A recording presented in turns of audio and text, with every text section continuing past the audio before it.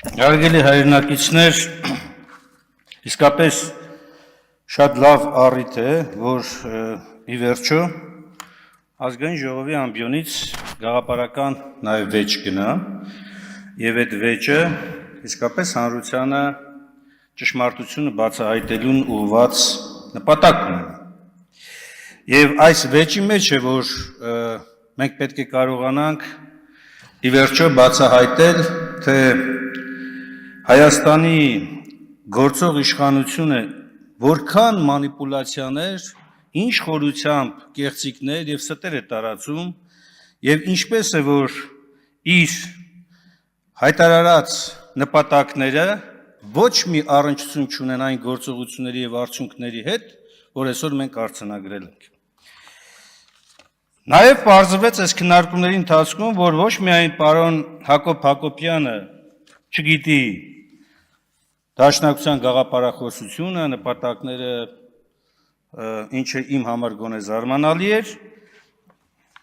բայց զարմանալի չէր, որ ԿՊԵ-ականների մեծամասնությունը, ովքեր նաև ելույթ են ունենում,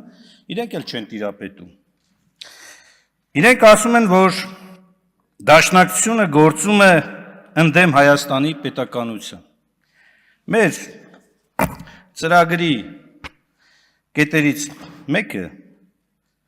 Դաշնակցությունը նպատակադրում է Հայաստանի պետականության հզորացում, ժողովրդավարության եւ իրավական պետության նվիրագործում, ժողովրդի բարօրության ապահովում եւ սոցիալական արդարության հաստատում։ Քաղաքական առաջադրանքների մեջ Արցախյան պայքարի հաղթական ելք, ամրապնդել Սփյուռքի ազգային ինքնությունը եւ կազմակերպել քաղաքական դերակատարությունը նրա կարողականություններն ուղղելու համար դեպի Հայաստանի պետականության հզորացում եւ հայ դատի հետապնդում, ապահովել յուրաքանչյուր հայ անհատի Հայաստանի քաղաքացի դառնալու իրավունքը։ Հիմա երբ որ այս մարտիկ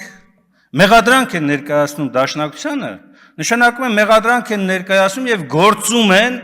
այս նպատակներին հակառակ։ Հիմա դուք ինքներդ դատեք, ով է գործում Հայաստանի Հանրապետության դեմ։ Գործող իշխանությունը, որի կառավարման հետևանքները մենք տեսնում ենք, կորցված Արցախ, կորցված հույսեր, նպատակներ, ավիրված եկեղեցիներ, բանտարկված հայեր Բաքվի բանտում, բանտարկված հայեր Հայաստանի Հանրապետության բանտերում, քաղաքական հետապնդումներ, անհույս հասարակության ձևավորում։ Սա է այսօրվա քաղաքական իշխանության գործունեության հետևանքը։ Եվ երբ որ այս ամբիոնից մեզ մեղադրում են սահմանադրության կարգը տապալողներին աջակցելու մեջ, մոռանում են, որ գլխավոր տապալողները հենց իրենք են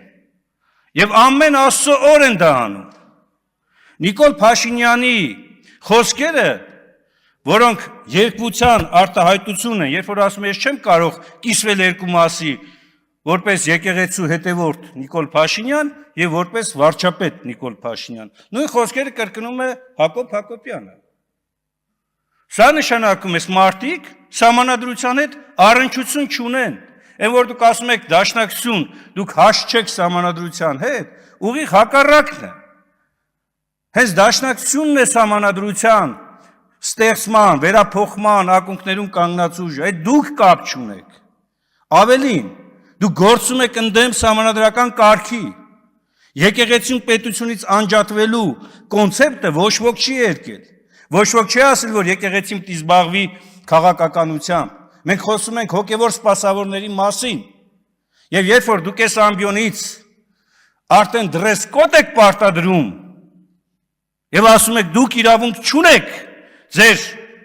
հոգևոր սպասավորի հագուստով դուրս գալ, սա արդեն նշանակում է դուք ընդհանրապես որևէ առնչություն չունեք մարդու հիմնական իրավունքների հետ։ Կամ ինչ մեղադրանք է ներկայացում երթման մասով։ Լսեք, ես մոտավորապես 8 անգամ այս ամբիոնից, եւ ոչ միայն այս ամբիոնից, նաեւ նախագահական նստավայրում, երթվել եմ այն երթման տեքստով, որն ամրագրված է սահմանադրության, կառավարության գործունեության եւ նաեւ ազգային ժողովի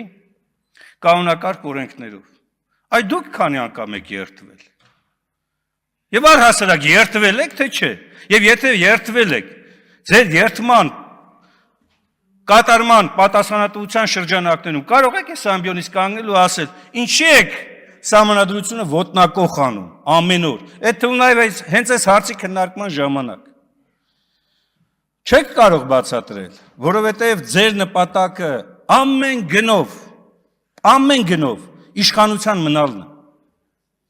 Իշխանության բարիքներից օգտվելն է։ Ձեր համար չկա հայրենիք, չկա պետություն, դրանք բոլորը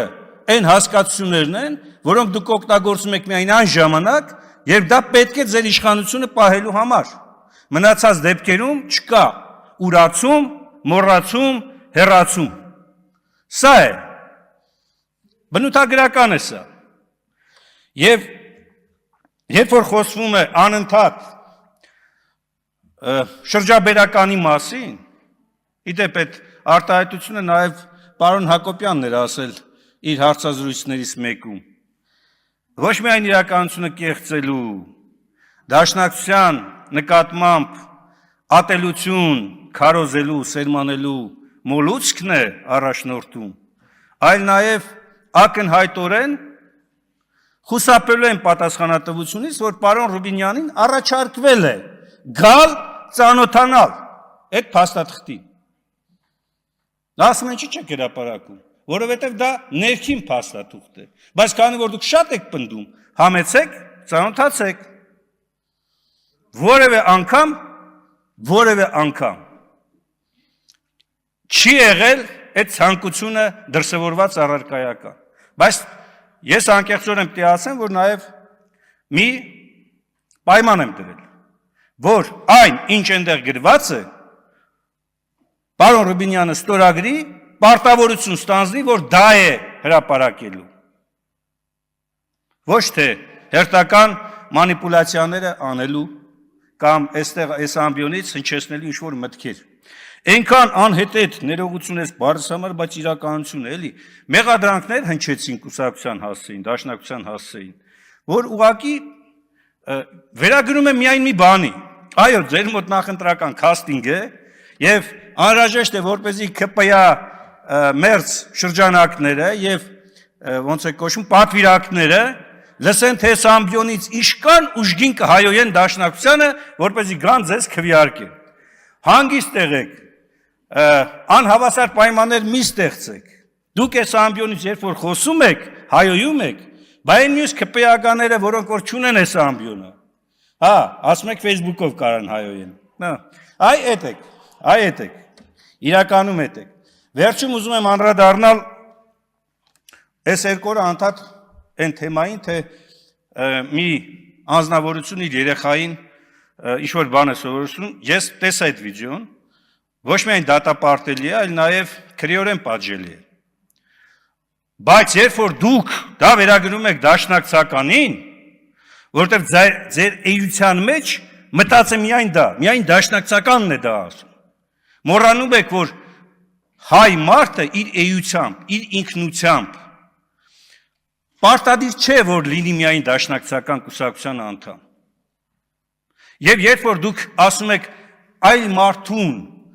ես ակնհայտորեն խոսում եի թշնամու, այն թշնամուն, որը որ ցեղասպանել է իմ ազգի ներկայացուցչին, իմ հայրենակցին, դրա նկատմամբ պատիժը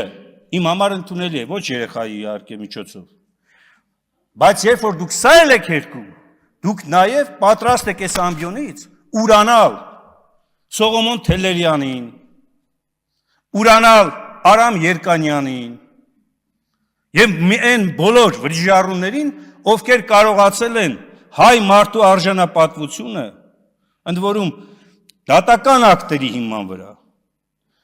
հայ մարդու արժանապատվությունը պահել։ Սա դուք եք։ Դուք պատրաստ եք այսօր հույս վաճառել հայ մարդուն, չունենալով դրա համար իրական հիմքեր, խոսել կեղծ խաղաղության մասին եւ ամենևին չերաշխավորել դա։ Խաղաղություն իրական ուզողը հենց դաշնակցական տեսակն է, որն ուզում է, բայց այդ խաղաղությունը լինի արժանապատիվ, երաշխավորված եւ մշտական, այլ ոչ թե իշխանությունը պահելու համար գեղեցիկ խոսքերի փաթեթավորում։